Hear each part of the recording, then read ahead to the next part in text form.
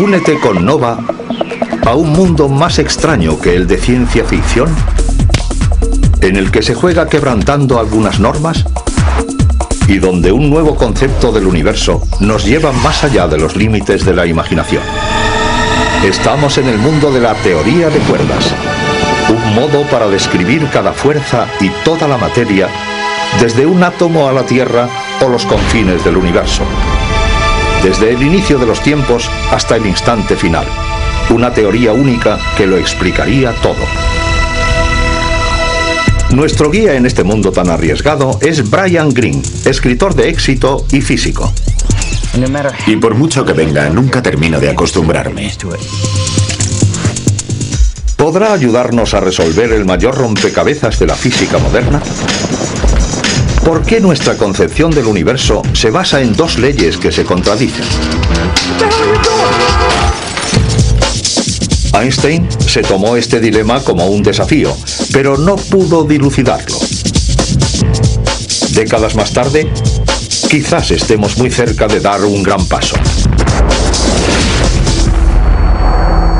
La solución está en las cuerdas, unas pequeñas partículas de energía que vibran como las cuerdas de un cello, una sinfonía cósmica como corazón de toda la realidad.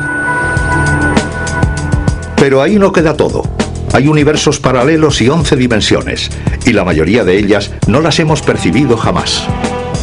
Puede que vivamos en un universo con más dimensiones de las que alcanzamos a ver. Aquellos que han defendido la existencia de otras dimensiones han sido tildados de locos. Se les ha tratado como lunáticos. Un espejismo de la ciencia y las matemáticas, o la teoría definitiva para todo. Si la teoría de cuerdas no logra proporcionar alguna predicción demostrable, nadie debería tomársela en serio. ¿Es eso una teoría física o un pensamiento filosófico? Una cosa hay segura. La teoría de cuerdas ya nos ha demostrado que el universo es mucho más extraño de lo que nos imaginábamos. A continuación, todo empezó con una manzana. El logro de las ecuaciones de Newton se produjo gracias a la necesidad de comprender los planetas y las estrellas. Y hemos avanzado mucho desde entonces. Einstein proporcionó al mundo una nueva imagen de lo que constituye la fuerza de la gravedad. Los defensores de la teoría de cuerdas se han atrevido a llegar más lejos que él. Pero ¿se encuentran cerca de alcanzar su sueño? No dejen de ver el universo elegante.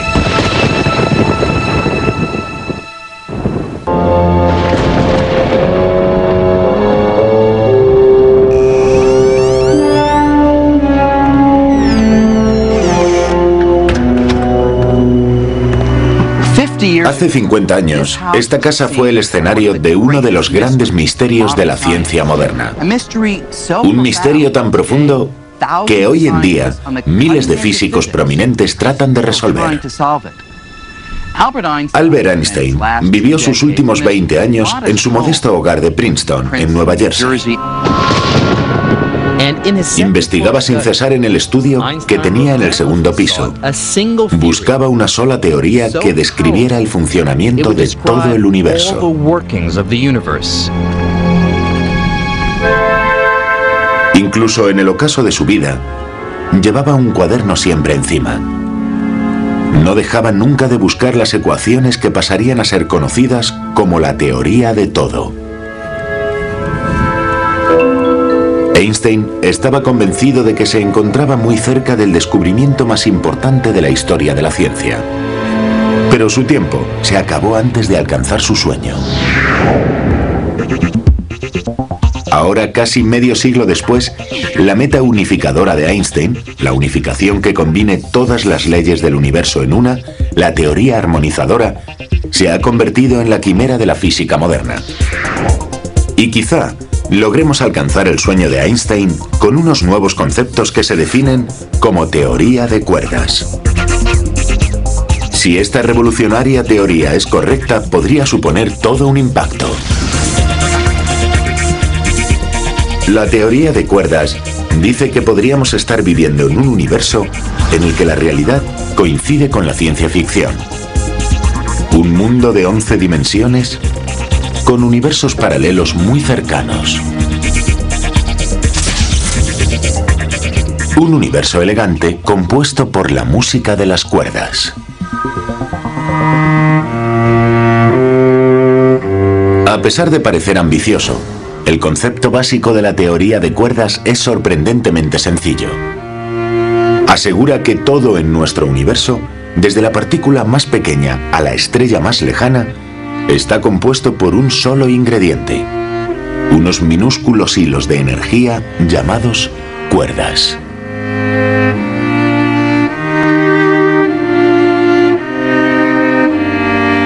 Igual que las cuerdas de un violonchelo pueden crear una gran variedad de notas musicales, estos hilos vibran de numerosas maneras para formar todos los componentes de la naturaleza. En otras palabras, el universo es una especie de sinfonía cósmica que suena al compás que marcan estos minúsculos hilos de energía.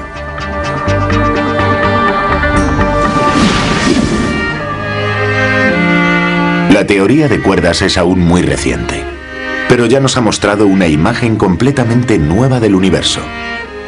Una imagen tan extraña como bonita.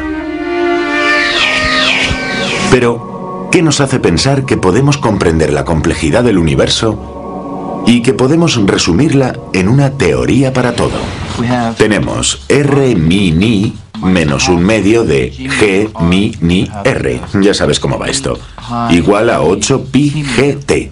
Lo obtenemos variando la acción de Einstein-Hilbert y damos con las ecuaciones necesarias para este periodo. ¿Te acuerdas de cómo se llama esto?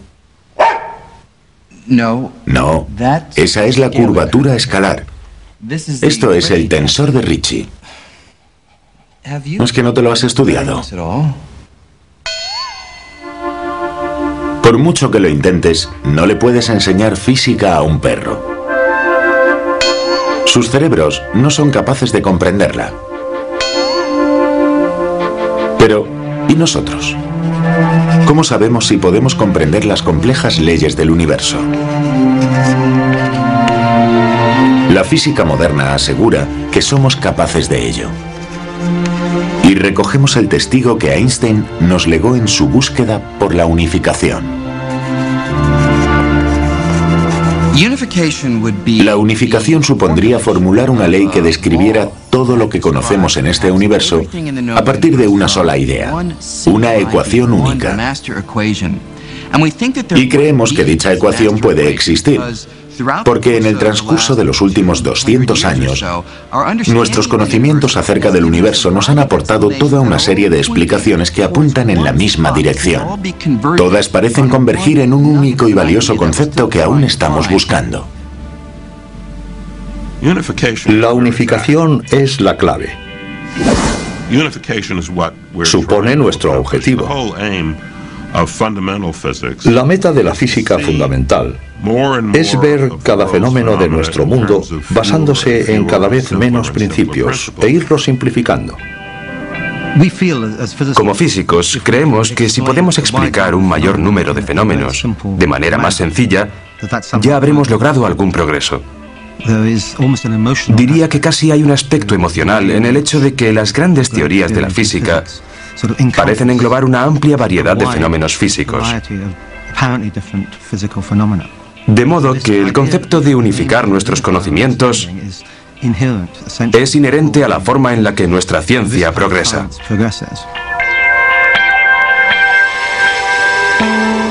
Muchos años antes de que viviera Einstein, la búsqueda de la unificación comenzó con el accidente más famoso de la historia de la ciencia. La anécdota cuenta que un día de 1665, un joven estaba sentado bajo un árbol cuando de repente vio cómo caía una manzana de él. El desprendimiento de aquel fruto sirvió para que Isaac Newton revolucionara nuestro concepto del universo. Una apuesta ambiciosa en su época. Newton aseguró que la fuerza que atraía a las manzanas hacia el suelo y la que mantenía a la Luna en la órbita terrestre no eran sino la misma. En un solo paso, Newton había unificado el cielo y la Tierra en una teoría que llamó gravedad. La unificación de lo celestial con lo terrenal. Una ley única que rige los movimientos de los planetas, las mareas y la caída de la fruta. Supuso una unificación fantástica de nuestra imagen de la naturaleza. La gravedad fue la primera fuerza que llegamos a comprender científicamente, y le seguirían otras. A pesar de que Newton descubrió la ley de la gravedad hace más de 300 años, las ecuaciones que la describían realizaban predicciones tan exactas que las seguimos utilizando hoy en día. De hecho, gracias a estas ecuaciones, los expertos lograron diseñar la trayectoria del cohete que aterrizó en la Luna. Pero había un problema. A pesar de describir la fuerza de la gravedad con una gran exactitud, Newton ocultaba un bochornoso secreto. No tenía ni idea de cómo funcionaba.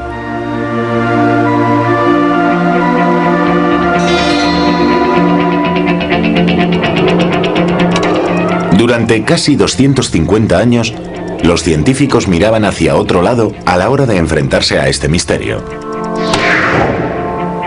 A principios de siglo, un anónimo empleado de una oficina de patentes suiza lo cambió todo.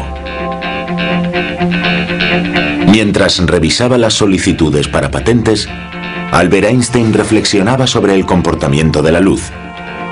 Pero no sabía que sus cavilaciones le llevarían a resolver el misterio de Newton acerca de lo que es la gravedad. A los 26 años, Einstein descubrió algo sorprendente: que la velocidad de la luz es una especie de límite cósmico que nada en el universo puede superar. Pero nada más publicar este concepto, Einstein se daba cuenta de que se estaba enfrentando al padre de la gravedad. El problema era que la idea de que nada puede ir más rápido que la luz contradecía la teoría de la gravedad de Newton. Para comprender este conflicto, debemos realizar algunos experimentos. Para empezar, concibamos una catástrofe cósmica. Imagínense que de repente y sin previo aviso, el Sol se vaporizara y desapareciera por completo. Reconstruyamos esta catástrofe y veamos el efecto que produciría en los planetas según Newton. La teoría predice que si se destruyera el Sol, los planetas saldrían inmediatamente de sus órbitas y se perderían en el espacio.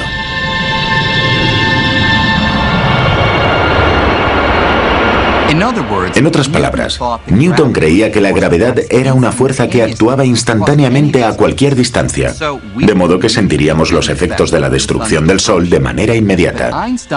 Pero Einstein encontró un gran problema en la teoría de Newton, un fallo que se descubría al investigar sobre la luz. Einstein sabía que la luz no viaja instantáneamente. De hecho, los rayos solares tardan 8 minutos en recorrer los 150 millones de kilómetros que hay hasta la Tierra. Y si había demostrado que nada, ni siquiera la gravedad, viaja más rápido que la luz,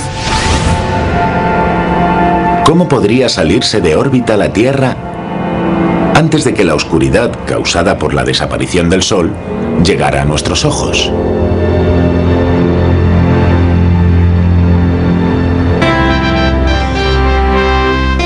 Para el joven trabajador de una oficina de patentes suiza, era imposible que nada viajara más rápido que la luz. Y eso quería decir que la teoría de Newton de 250 años de antigüedad era incorrecta. Si Newton estaba equivocado, ¿por qué iban a mantenerse los planetas en pie? Debemos recordar que el logro de las ecuaciones de Newton se produjo gracias a la necesidad de comprender los planetas y las estrellas, sobre todo de saber por qué los planetas siguen sus órbitas. Con las ecuaciones de Newton se podía calcular el movimiento de los planetas. Einstein consiguió resolver este dilema. Cuando rondaba la treintena, Einstein dio con un nuevo concepto del universo en el que la gravedad no excedería el límite de velocidad cósmica. Mientras conservaba su empleo en la oficina de patentes, se embarcó en una travesía en solitario para resolver este misterio. Tras casi 10 años devanándose los sesos, encontró la respuesta en una nueva forma de unificación.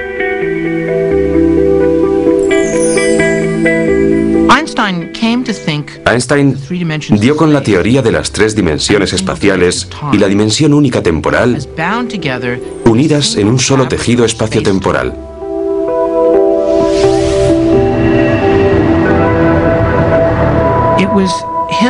Tenía la esperanza de comprender la geometría del tejido tridimensional para poder describir el movimiento de los objetos sobre superficies en este tejido espaciotemporal. Igual que la superficie de una cama elástica, se comba o se estira debido a objetos pesados como los planetas y las estrellas. Y es esta curvatura del espacio-tiempo la que crea lo que llamamos gravedad. La Tierra no se mantiene en órbita porque el Sol ejerza su atracción de manera instantánea, como teorizó Newton, sino porque sigue las curvaturas del tejido espacial causado por la presencia solar. Volvamos a la catástrofe cósmica teniendo en cuenta este nuevo concepto de gravedad. Veamos lo que ocurre ahora si desaparece el Sol. La perturbación gravitacional provoca una ola que viaja por el tejido espacial del mismo modo que lanzar una piedra a un lago genera una ondulación en la superficie del agua. De modo que no percibiríamos un cambio en nuestra órbita alrededor del Sol hasta que esa ola no alcanzara nuestro planeta. Es más, Einstein calculó que estas ondas gravitacionales viajan exactamente a la velocidad de la luz. Con esta nueva teoría, resolvió el conflicto con Newton sobre la rapidez a la que se desplaza la gravedad.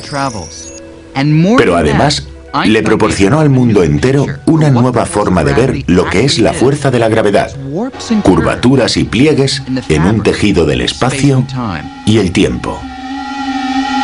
Einstein bautizó a su nuevo concepto de la gravedad como relatividad general, y no tardó en convertirse en un nombre muy familiar.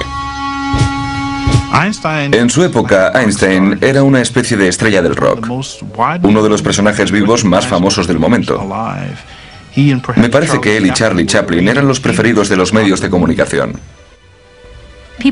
La gente seguía su trabajo y había cierta ansiedad, porque con la relatividad general había logrado algo tan maravilloso como volver a formular las leyes gravitacionales. Y como se creía que podría hacer algo parecido de nuevo, todo el mundo estaba pendiente. A pesar de sus logros, Einstein no estaba satisfecho. Pasó inmediatamente a centrarse en una meta mucho más importante: unificar su nuevo concepto de la gravedad con la única otra fuerza conocida en aquella época, el electromagnetismo. Se trataba de una fuerza que a su vez había sido unificada tan solo unas décadas atrás. A mediados del siglo XIX, la electricidad y el magnetismo atraían la atención de los científicos.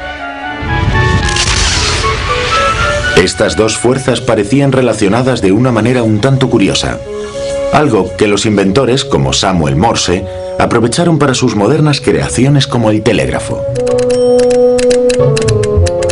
Una señal eléctrica que se enviaba a través de un cable hasta un imán situado a miles de kilómetros de distancia producía los conocidos puntos y rayas del código Morse, que permitía que los mensajes se transmitieran al otro lado del continente en una fracción de segundo. El telégrafo fue todo un éxito, pero la ciencia fundamental que le hacía funcionar seguía siendo un misterio. Pero para un científico escocés llamado James Clerk Maxwell, la relación entre electricidad y magnetismo era tan evidente en la naturaleza que la unificación era necesaria. Si han estado alguna vez en la cima de una montaña durante una tormenta eléctrica, se habrán hecho una idea de la relación que hay entre la electricidad y el magnetismo. Cuando se produce una corriente de partículas con carga eléctrica como un rayo, se crea un campo magnético. Este efecto se puede comprobar con una brújula.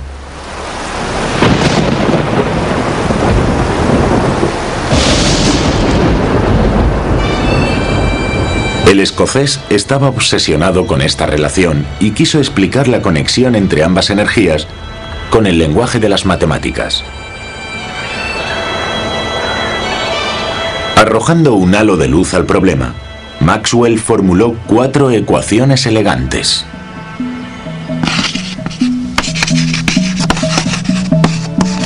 Que unificaban la electricidad y el magnetismo en una única fuerza llamada electromagnetismo.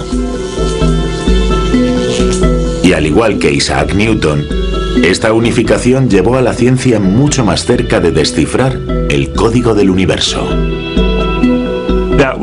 Eso era lo más sorprendente de todo, que aquellos fenómenos diferentes estaban conectados de aquella manera. Y suponía otro ejemplo de que fenómenos diversos nacían de un mismo componente básico, o de una partícula única. Imagínese que todo lo que pueda conocer que esté relacionado con la electricidad y el magnetismo se pueda resumir en 4 ecuaciones básicas. ¿No le parece increíble? ¿No le parece asombroso? Yo lo llamo elegante. Einstein lo consideraba uno de los mayores triunfos de la física y sentía una gran admiración hacia Maxwell por aquel logro. Unos 50 años después de que Maxwell unificara la electricidad y el magnetismo, Einstein estaba seguro de que si pudiera unificar su teoría de la gravedad con el electromagnetismo del escocés, daría con una ecuación única que lo describiría todo, el universo por completo. Einstein está convencido de la existencia de una hermosa pauta global para el funcionamiento de todo el universo. Si nos preguntamos por qué buscaba la unificación, creo que la respuesta es simplemente que se trataba de uno de esos físicos que quería sentir los pensamientos de Dios y así saberlo todo. Hoy en día, esa es la meta de la teoría de cuerdas. Unificar nuestra percepción sobre todo. Desde el origen del universo hasta el majestuoso movimiento de los planetas en un solo principio, en una ecuación única. Newton había unido el cielo y la tierra con la teoría de la gravedad. Maxwell había unificado electricidad y magnetismo. Einstein dedujo que todo aquello debía de formar una teoría para todo. Una ley que englobara todas las leyes del universo y que fusionara su nuevo concepto de la gravedad con el electromagnetismo. Sin duda estaba motivado. Puede que en parte por estética, por un intento de simplificar las cosas. También es posible que le atrajera el hecho físico que indica que la velocidad gravitacional es igual a la de la luz. Así que si ambas tienen la misma velocidad, puede que haya una especie de simetría subyacente. Pero al investigar para unir gravedad y electromagnetismo, Einstein fue descubriendo que las diferencias entre ambas fuerzas superaban a sus similitudes. Permítanme que les ponga un ejemplo. Solemos creer que la gravedad posee una fuerza descomunal. Al fin y al cabo, es la que ahora mismo me sostiene en este bordillo. Pero si la comparamos con el electromagnetismo, no deja de ser bastante débil. De hecho, lo podemos comprobar con un sencillo experimento. Imagínense que salto desde un edificio tan elevado como este. O mejor, con imaginarlo no basta. Hagámoslo. Verán lo que quiero decir.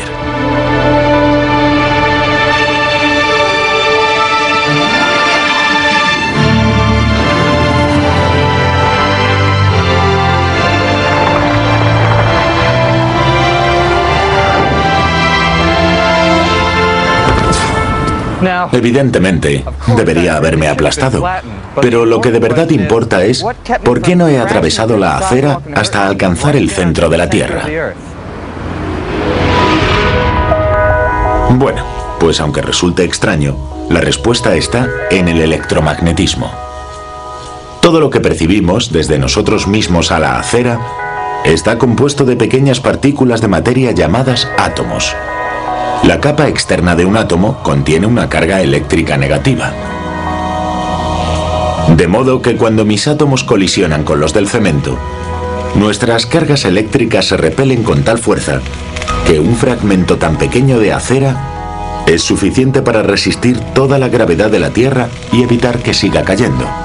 De hecho, la fuerza electromagnética es millones de veces superior a la de la gravedad. Se puede hacer extraño porque la gravedad es la que nos mantiene con los pies en el suelo y permite que la Tierra gire alrededor del Sol. Pero la verdad es que solo es capaz de ello porque actúa sobre enormes masas de materia, como nosotros, la Tierra o el Sol.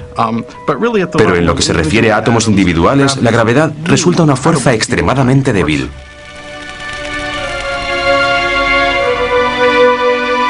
Unificar dos fuerzas tan diferentes habría supuesto una ardua tarea para Einstein. Peor aún, cuando apenas había comenzado a investigar, vio cómo unos drásticos cambios en el mundo de la física le dejaban atrás. Einstein había alcanzado metas tan altas hasta 1920 que esperaba poder seguir jugando con la teoría y obtener resultados parecidos. Pero no pudo. Durante los años 20 y 30, la naturaleza mostró otra cara muy diferente, y los trucos y herramientas que habían sido útiles para Einstein resultaban inservibles.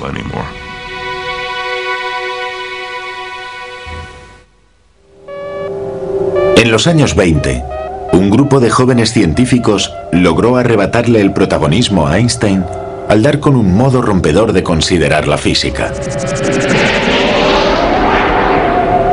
Su visión del universo era tan peculiar que hacía que la ciencia ficción pareciera real, y logró que Einstein se replanteara la idea de la unificación.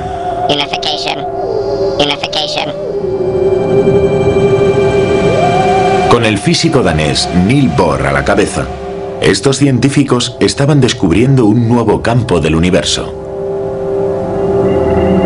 Durante mucho tiempo se había pensado que los átomos eran las partículas más pequeñas de la naturaleza, pero descubrieron que constaban de partes más diminutas todavía: los ahora familiares protones, neutrones y la órbita de electrones. Las teorías de Einstein y Maxwell se quedaron obsoletas para explicar la extravagancia con la que estas pequeñas partículas de materia se relacionaban entre sí en el interior de un átomo. No se sabía cómo explicar aquello. Cómo explicar lo que le ocurría al núcleo mientras el átomo quedaba dividido en diferentes partes.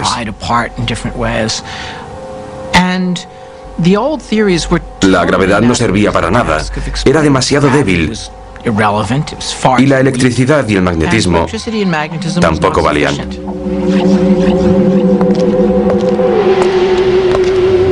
Al no disponer de una teoría que explicara este nuevo mundo tan peculiar, estos científicos se encontraban perdidos en un territorio atómico desconocido, en busca de un aspecto que les resultara familiar.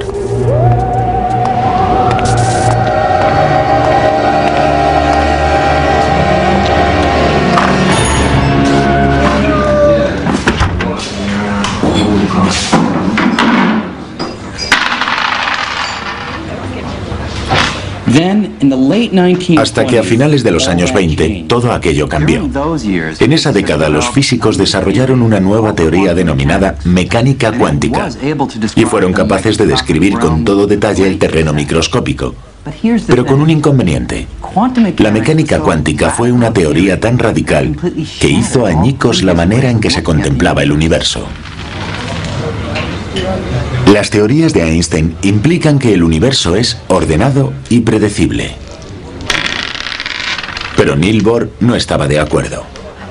Él y sus compañeros proclamaban que en lo que se refiere a átomos y partículas, el mundo es un juego de azar. En el mundo atómico o de la mecánica cuántica reina la incertidumbre.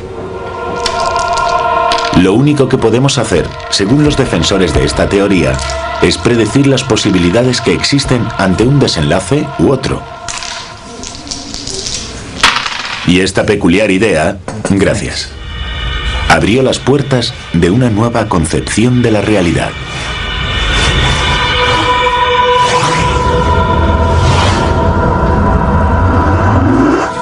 Era tan inquietante que si las características de la mecánica cuántica se hicieran notar en nuestra vida diaria, como lo son aquí en el café cuántico, creeríamos que nos habíamos vuelto locos. Las leyes del mundo cuántico son muy diferentes de las que conocemos. Nuestras experiencias son muy distintas de lo que veríamos en el mundo cuántico. Se trata de un entorno alocado. Supongo que es la mejor manera de definirlo. Un mundo de locos. Durante casi 80 años, la mecánica cuántica ha demostrado que lo extraño y peculiar es muy habitual en el comportamiento de nuestro universo a escalas microscópicas. En nuestra rutina diaria, no llegamos a experimentar la peculiaridad de esta teoría. Pero aquí, en el café cuántico, el lado grande y cotidiano de la vida a veces se comporta como si fuera microscópico. Y por mucho que venga, nunca termino de acostumbrarme.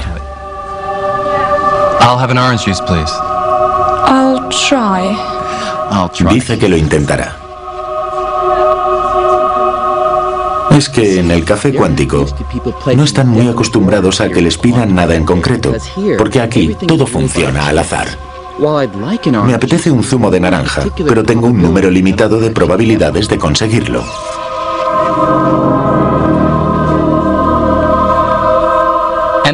Y no tengo por qué decepcionarme si no consigo lo que quiero, porque la mecánica cuántica sugiere que cualquier posibilidad, como que me sirvan un zumo amarillo o uno rojo, podría darse. Solo que suceden en universos paralelos al nuestro y sus habitantes los consideran tan reales como nosotros el nuestro. Si hay 1000 posibilidades y la mecánica cuántica no puede saber con seguridad cuál va a suceder, entonces es que se darán las 1000. Sí, se puede uno reír y pensar eso no puede ser correcto, pero en la física ha habido muchos descubrimientos que en su momento se consideraron erróneos y no lo eran. Debemos andar con mucho cuidado antes de decir si algo es claramente erróneo. E incluso en nuestro universo, la mecánica cuántica establece que existe la posibilidad de que sucedan acontecimientos que consideramos imposibles. Por ejemplo, podría darse que una partícula atravesara muros o barreras que nos pueden parecer impenetrables. Incluso sería posible que yo atravesara algo tan sólido como esta pared. Los cálculos cuánticos indican que la probabilidad de que ocurra algo así en el mundo cotidiano es tan pequeña que tendría que seguir chocándome contra esta pared durante una eternidad hasta alcanzar una remota posibilidad de lograrlo.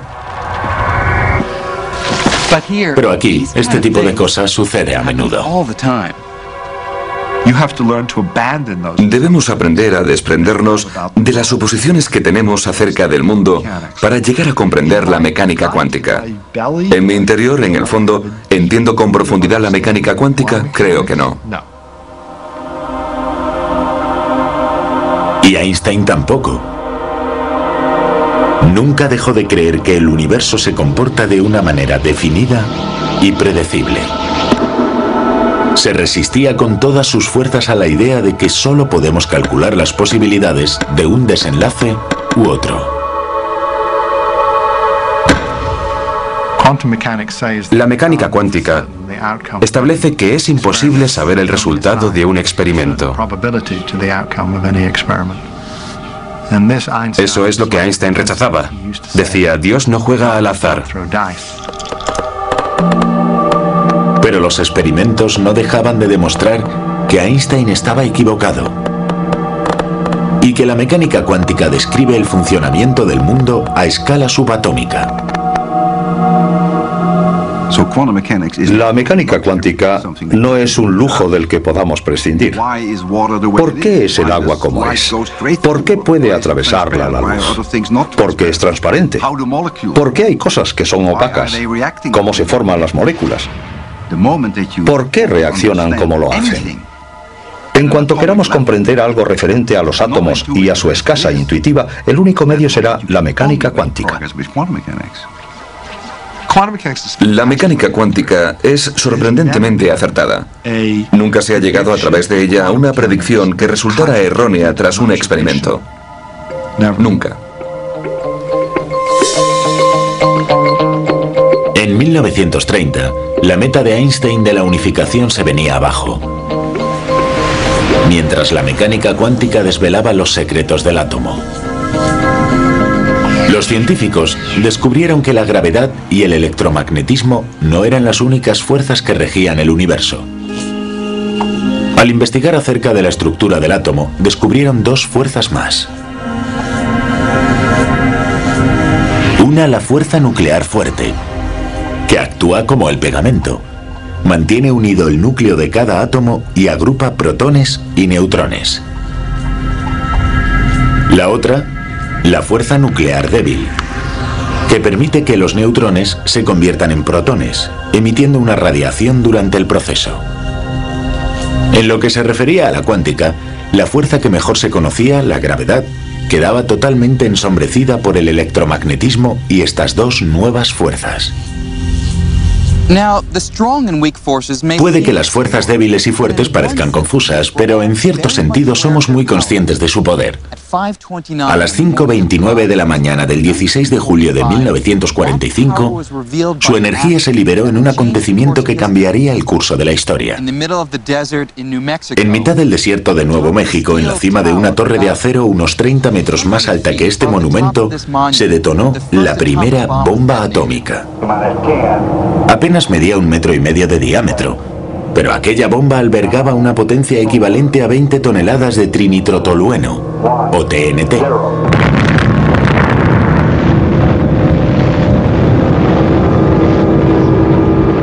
Con aquella gigantesca explosión, los científicos liberaron la fuerza nuclear fuerte, la que mantiene unidos a los protones y neutrones en el interior del núcleo del átomo. Al destruir la unión de aquellas partículas y dividir el átomo, se libera una cantidad inimaginable de energía destructiva.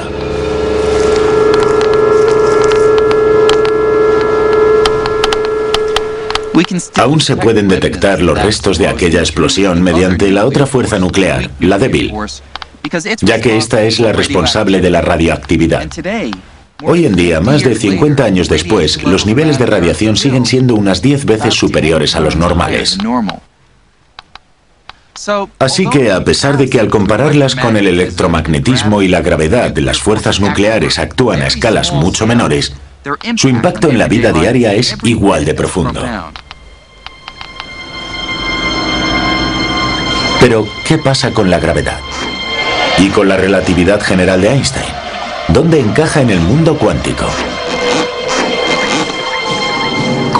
La mecánica cuántica nos muestra que todas las fuerzas de la naturaleza, excepto la gravedad, funcionan a escala microscópica. Nadie podía dilucidar el efecto de la gravedad en lo que se refería al átomo y a las partículas subatómicas. Es decir, nadie era capaz de combinar la relatividad general con la mecánica cuántica.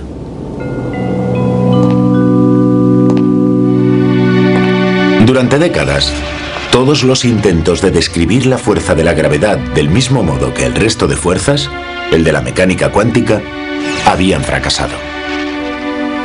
Si tratas de combinar ambas fórmulas matemáticas, resulta imposible hacerlas coincidir.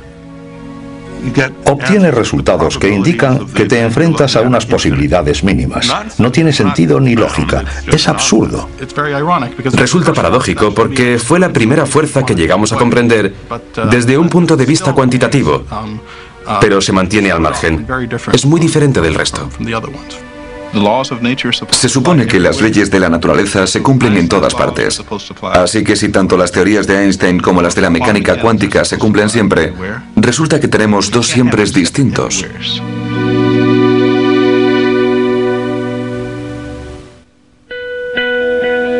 En 1933, tras huir de la Alemania nazi, Einstein se estableció en Princeton. Trabajaba en solitario y estaba empecinado en alcanzar la meta que se propuso hacía más de 10 años: unir la gravedad y el electromagnetismo. Cada pocos años aparecían titulares que aseguraban que Einstein estaba a punto de lograrlo, pero la mayoría de sus compañeros consideraban que había perdido el rumbo y que sus tiempos de gloria habían acabado. Einstein, durante sus últimos años, se desvinculó bastante del mundo de la física general y dejó de leer las publicaciones de otros. Creo que ni siquiera sabía que hubiera una fuerza nuclear débil. No le prestaba atención a esas cosas. No dejó de trabajar en el mismo problema al que se dedicó de joven. Cuando los físicos comenzaron a dividir el átomo, Einstein quedó realmente marginado. Digamos que decidió ignorar a los profesionales que trabajaron en aquellos experimentos. Eso quiere decir que la mecánica cuántica no aparecía en sus investigaciones posteriores. Se le consideraba una especie de viejo que causaba simpatía. Había liderado una revolución, pero perdido el contacto con ella. Sería como si un general experto en caballería, que ha logrado grandes victorias en los inicios de la Primera Guerra Mundial, tratara de luchar a caballo contra trincheras de alambre de espino y metralletas. Albert Einstein murió el 18 de abril de 1955. Durante muchos años, se creyó que el sueño de unificar las fuerzas en una sola teoría había muerto con él. De modo que la búsqueda de la unificación quedó relegada a un segundo plano en la física. En la época de la muerte de Einstein, en los 50, casi ningún físico serio seguía embarcado en esa aventura.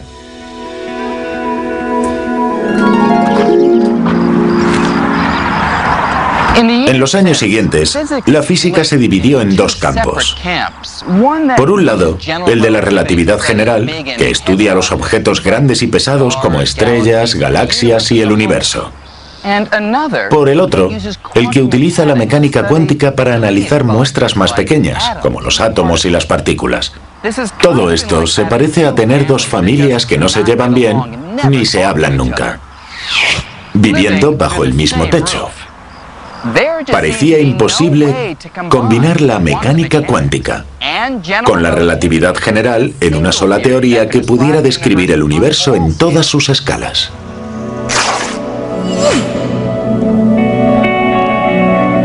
A pesar de ello, hemos realizado progresos muy significativos a la hora de comprender el universo. Pero hay un fallo. Existen algunos terrenos del universo que no llegaremos a comprender por completo hasta que no demos con una teoría unificada. El mejor ejemplo para este fenómeno lo constituyen los agujeros negros.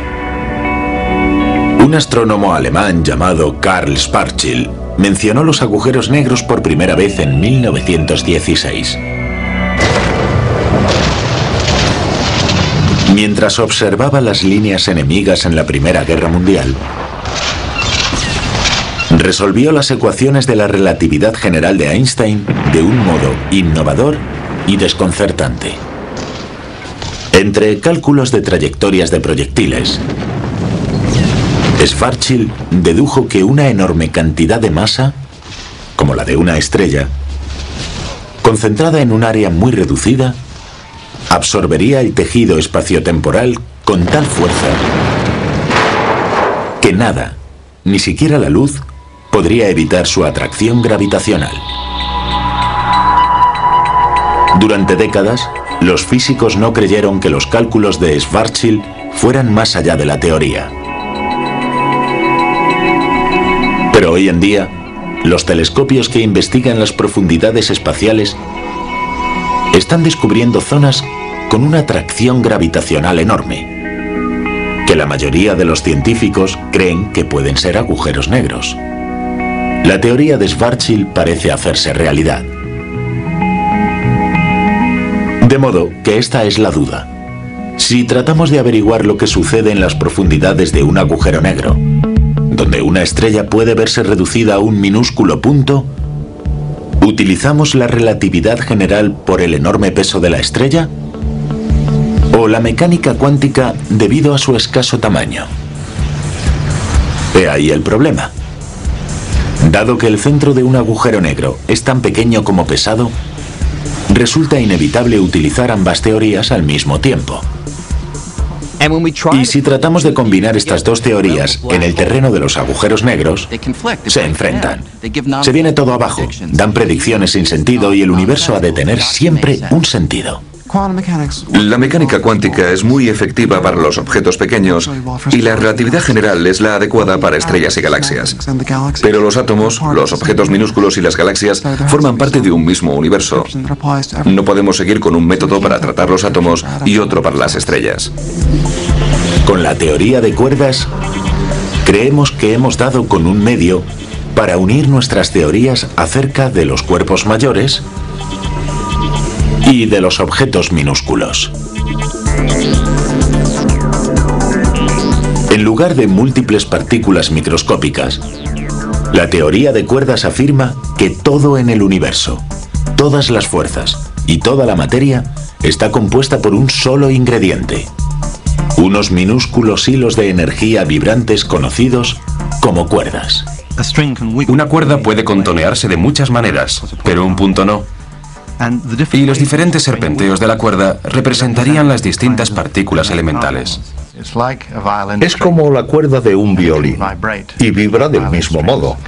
Digamos que cada nota describe una partícula diferente. Posee una gran energía unificadora. Unificaría nuestro concepto de los distintos tipos de partículas. La unificación de fuerzas y partículas se daría porque todas provienen de distintas vibraciones de la misma cuerda básica. Un concepto muy sencillo con consecuencias de gran alcance. Lo que hace la teoría de cuerdas es mantener la esperanza y decir, miren, podemos responder a preguntas que quizá no se consideraban científicas.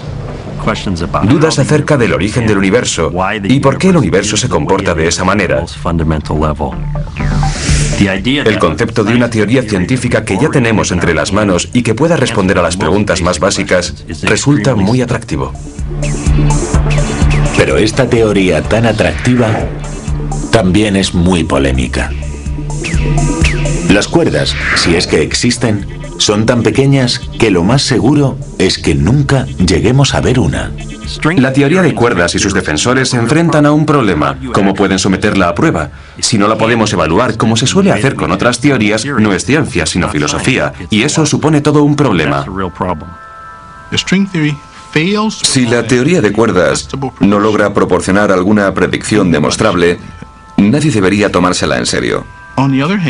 Por otro lado, la idea resulta, digamos que, elegante. Y teniendo en cuenta cómo ha evolucionado la historia de la física teórica hasta ahora, es posible que parte de estas ideas, si no todas, resulten ser correctas. Creo que dentro de 100 años, este periodo en el que las mentes más brillantes de la física están investigando sobre la teoría de cuerdas será recordado como una era heroica en la que los teóricos lograron desarrollar una teoría unificada para todos los fenómenos de la naturaleza. Por otro lado, quizá pase a considerarse un trágico fracaso. Creo más probable la primera posibilidad que la segunda. Pero mejor, pregúntemelo dentro de 100 años. Entonces lo sabré seguro.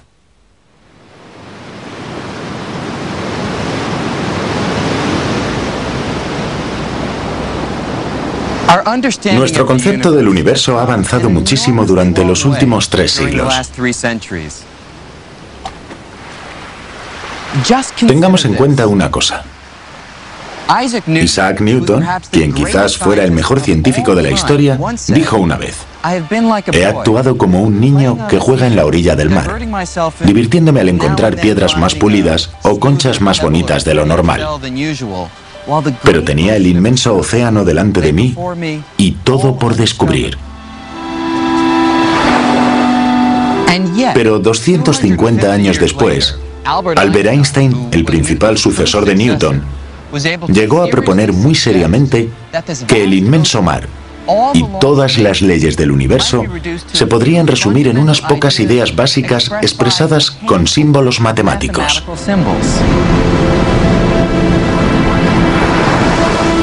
Hoy en día, medio siglo después de la muerte de Einstein, puede que estemos cerca de alcanzar su sueño de la unificación mediante la teoría de cuerdas.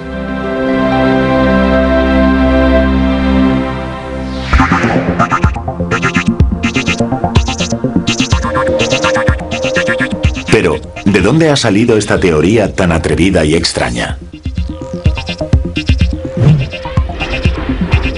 ¿Cómo puede lograr la unificación definitiva de las leyes de las masas enormes y de las minúsculas? ¿Y cómo sabremos si es correcta o no? Ningún experimento puede comprobar lo que sucede en los tamaños de los que hablamos. No deja de ser una teoría. ¿Es eso una teoría de la física o un pensamiento filosófico? No hay nada que indique que lo conseguiremos, pero esperamos alcanzar una teoría única que lo gobierne todo.